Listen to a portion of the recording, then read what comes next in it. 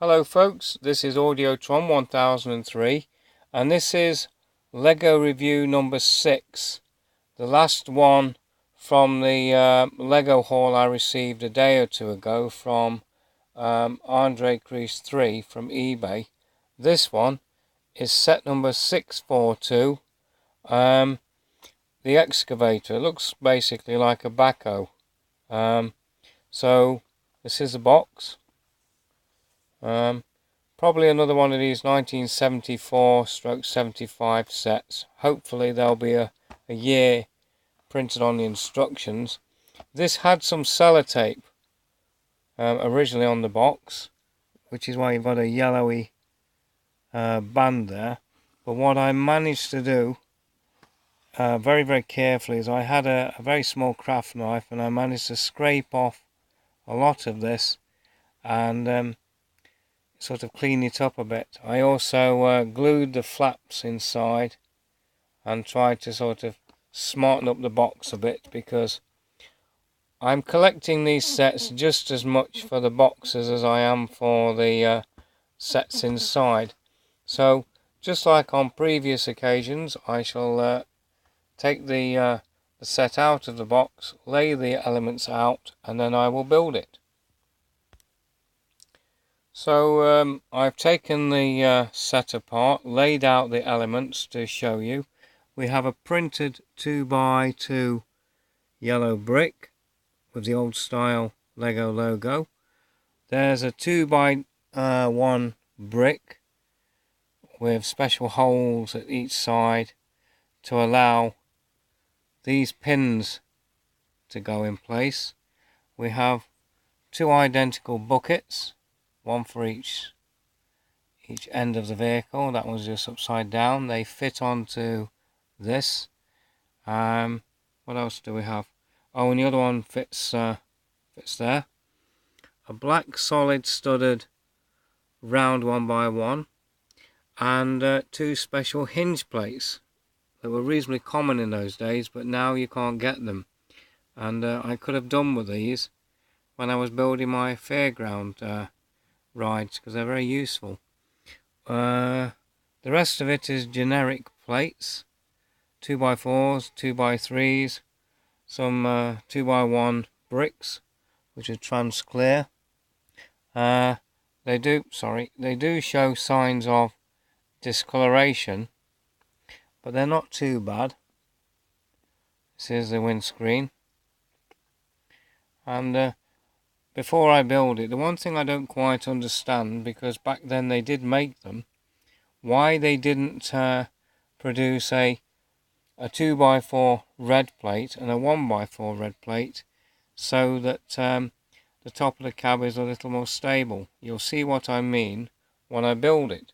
So without further ado, I'm going to follow these highly complicated instructions, so I'll need a moment of peace and quiet to do that, and then I shall get back to you. So here it is. Now I'd just like to mention that due to the high level of details in the instructions, I got very confused as to whether these plates were actually yellow or grey, but it turned out that after dusting the manual after all these years, it turned out that they were grey. Anyway, joking apart, I built the set, and this is what I meant by these plates. So because they go this way, they split that way, they come off reasonably easy, and these bricks, says me now destroying it, they come off very easily. There's no clutch power whatsoever. And I think that if they were, well, I've lost it now, I'm doing a brick saw, so I'll put that back there. Can't believe that I can build a Ford Mustang with over 1,400 pieces, but I bodged this thing up. Anyway, so I put that back together. So anyway, some of the elements are a little loose. I'm going to swap hands, so I apologise for the camera shake. Can't see what I'm doing now. So the front bucket goes up and down. So I think I might have made a bad decision swapping hands because you can't see what I'm doing. So this goes up and down. There's the printed element just there, and if I turn this round, I think I'm going to swap hands because my hand is in the way of the camera. So let's go back to the usual way of doing this. That's better, my hand isn't so big. So anyway, like I was saying, this goes up and down. There's a little hinge mechanism in there with that brick with the hole, and that goes up and down and it tilts forward. I move this along with hopefully not crushing it. This goes up and down. It's hinged in 3 places, at the back, in the middle and here. But the problem I've got is, maybe due to the age, but it's very loose and it wants to come apart. I imagine when this was brand new there was lots of clutch power, but now there's virtually none.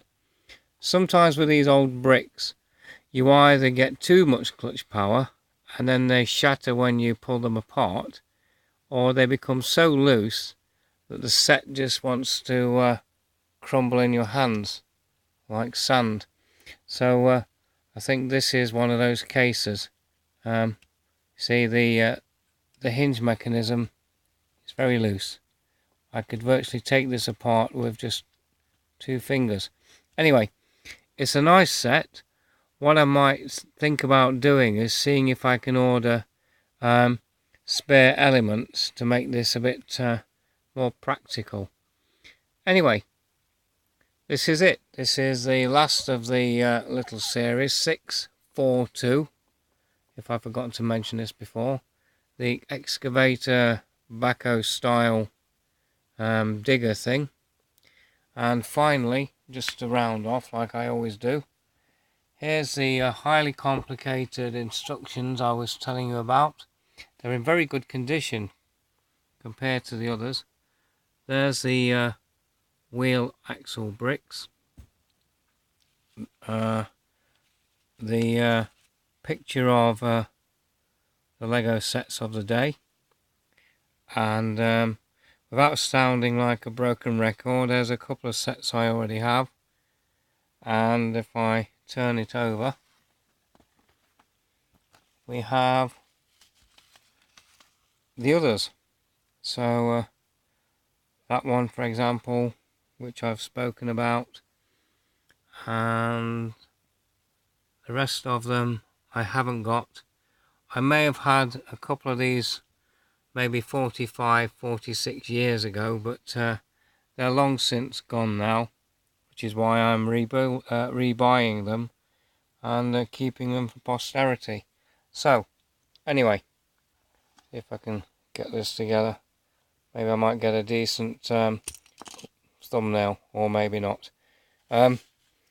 So anyway, this is a very clumsy Audiotron 1003 saying thank you very much. Bye.